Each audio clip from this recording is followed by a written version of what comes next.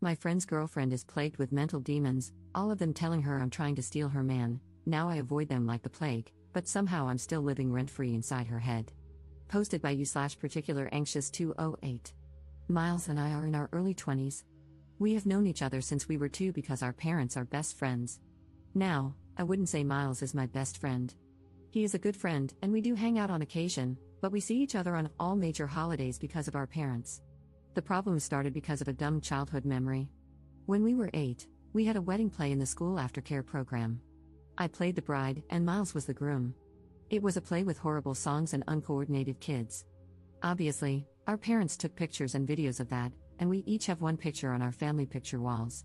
Miles is dating Lindy. They met 3 years ago and started dating last year. Lindy does not like me. So every time we coincide at a celebration, she makes a comment about me being the typical girl best friend. One time, she even said that I secretly wanted to sleep with Miles. I have no clue where she got that impression from. Miles and I have different friend groups and schedules, and besides the monthly catch-up over food, we don't really meet that much. Things got worse when Lindy saw the wedding play picture. The comments just increased. She even started DMing me on Instagram, saying she knew what game I was playing. I talked to Miles about this once, and he told me to give her time. So his birthday was on Saturday, and I was invited. Lindy wrote me something along the lines of her supervising me. This was their first birthday as a couple, and I was apparently not allowed to take up his time. I was honestly just fed up. I tried talking to Miles once more, but he said the same thing. So I just skipped it. When the party started, I wrote a quick message saying, "Sorry, I can't come," and told him my mother would bring his present. Now he's upset with me for missing his birthday. Lindy is mad that I made it all about myself, and my parents are upset that I missed a family function. Edit. I didn't show anyone the messages because I didn't want to make more out of this than it is. I didn't want to turn anyone against Lindy, especially since she's a new fixture in Miles' life. That would just make things more difficult for both of us. I thought that talking about it might be the more mature thing to do. My parents aren't mad at me or blowing up my phone. They, along with Miles' parents, were just bummed out that this was the first birthday I ever missed. As for why she's jealous, I have no idea. Neither of our parents ever wanted us to get together. There were never any jokes or anything about it. I think they'd also never want that. The wedding play picture is in the living rooms because they loved it, and it was our first play. Update 11 days later. I'll update you on the first part and clarify some things later. After my post, I talked to Miles. At first, he was kind of mad and thought I had been blowing things out of proportion. We came to the conclusion that we should distance ourselves while he figures things out. Mainly because I didn't want the added stress of petty drama. Then I talked to my parents and explained to them what was going on. They were really upset by how Lindy treated me. Obviously, they weren't going to get involved, but it was nice to get that off my chest. Then, nothing else happened until Tuesday evening. Wednesday was a holiday, so some of my friends took the opportunity to go to an Irish pub to do karaoke. At some point, my best friend and I went to the bathroom to pee and touch up our makeup. Then Lindy and some of her friends walked in and kind of cornered us. It wasn't pretty. They started loudly talking about man-stealing beaches and how some women were just born to be homewreckers. They talked about how pathetic it is to pretend to be a guy's friend just to sleep with him, and how pick-me girls are the worst. They kept edging us physically into the area by the hand dryers while pretending we weren't there. My best friend eventually had enough and just pushed through them, pulling me behind her. We were almost back at our table when Lindy came up behind me and pulled my hair, causing me to fall backward onto a metal footrest. It hurt so much that I started to see white. Then a girl next to Lindy poured beer on me. I can't really tell you what happened after that, but there was a scuffle, and someone dropped one of those heavy pint glasses on my head. Lindy and her friends were taken away by the police, and I was taken to the hospital. My parents were furious, as were Miles' parents. They both came to the hospital. I was severely concussed, my nose was fractured, and the worst thing is that I have a hairline fracture in my back. I stayed in the hospital until yesterday morning. Miles tried calling me several times, but my parents told him not to visit me right now. I did get an official notice stating that there's now a legal case against Lindy and one other girl for assault and public disturbance in the bar. So now I'll have to deal with all that legally. I finally talked to Miles. Long story short, those of you saying Lindy isolating him was a sign of an abusive relationship were right. He told me all the things she said to him to make him feel awful. She would freak out about anything in her life and take it out on him. She would scratch and bite him when she was mad. Our talk ended with both of us crying and apologizing. We're going to be closer again. At least we can talk about these things more openly. He broke up with her and is staying at my parents' house. So that's it for now. Second update 3 months later. I'll update immediately and go into details later. An official court date has been set for my case against Lindy. It took 2 months to get, and it's still some months away, but at least it's something. Our lawyer said that Lindy is probably not going to jail since she's a first-time offender. If she does go to jail, it would be for no more than 3 months. Most likely, she'll have to pay a fine equivalent to 100 days of her income or something like that. I've let my father handle this 100% because I don't have a head for it. There's a second lawsuit going on at the same time since I am now legally considered chronically ill. The hairline fracture wasn't a passing thing but has developed into a long-term condition. I'm in pain daily. Not every day is terrible, but not a day passes where I'm not at least at a 2 on the pain scale. As a result, I haven't been able to work. Right now, my insurance pays 75% of my former income, and my workplace covers the rest, but I will probably get fired. So, my insurance filed a claim against Lindy to cover my lost wages. I'm currently not in contact with Miles. I try to be supportive, but being disabled by his jealous ex-girlfriend has made me bitter toward him. He was a victim, but now I can't live my life, and I partly blame him for that. I'm in therapy to work through all of this and have taken up some new hobbies. I've started writing more and looking into courses or online classes. Miles' parents have been very apologetic and have supported me a lot. His mother has been a saint. She's volunteered to drive me everywhere, and we've actually become friends. We even went to see Deadpool and Wolverine together.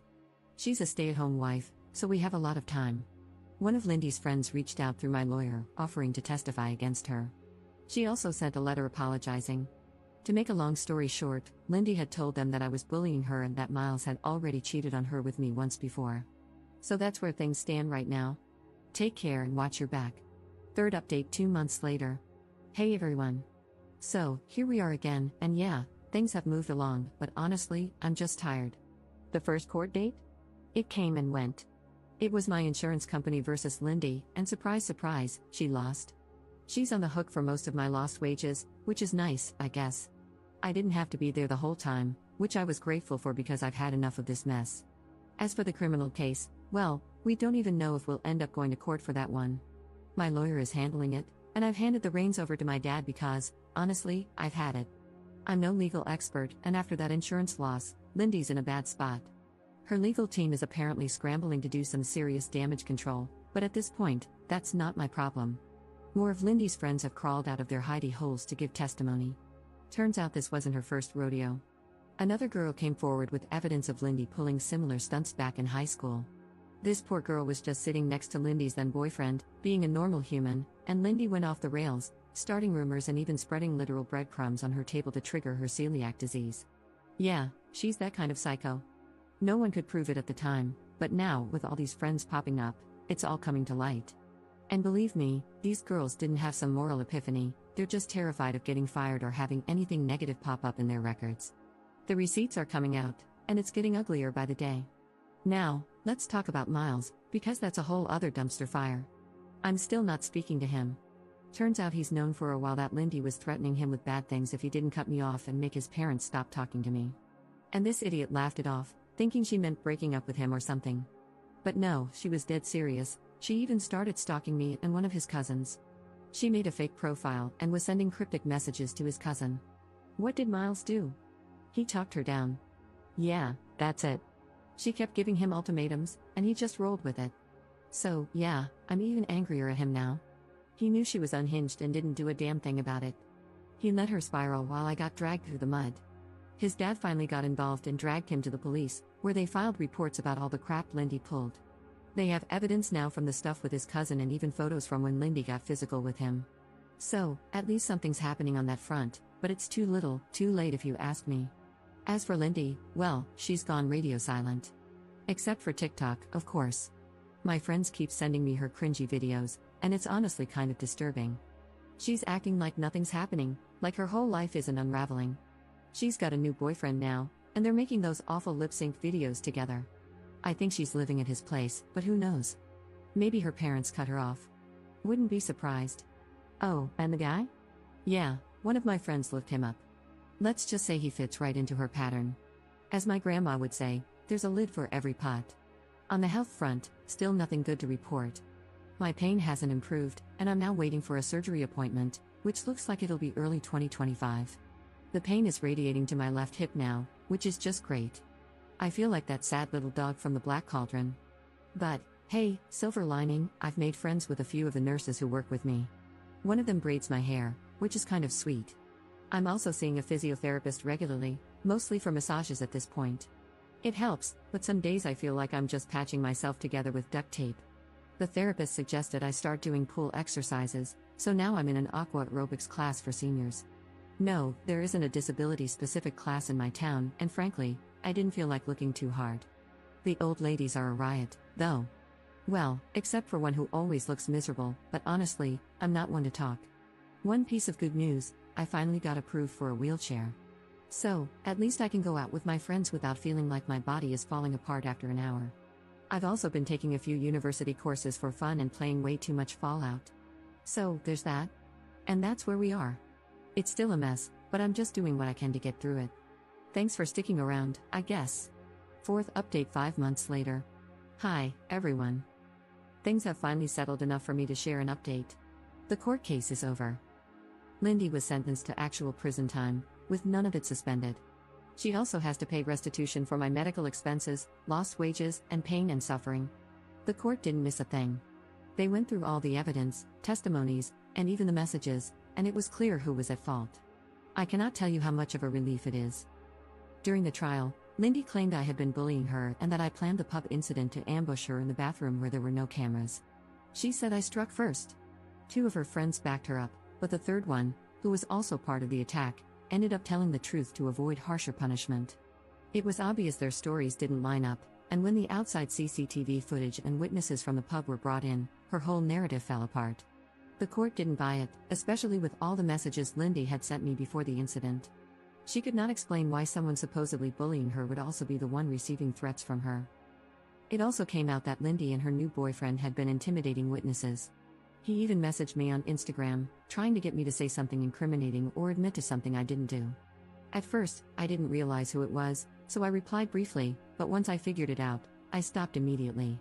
Thankfully, I had already handed over everything to my lawyer, so it was documented. Watching her lawyer try to frame her actions as acting out under stress while knowing she was tampering with the case was surreal. There was a moment outside the courtroom where my parents and Lindy's parents talked. It wasn't an argument, but it was uncomfortable. My parents pointed out how everything presented in court made it clear what Lindy had done.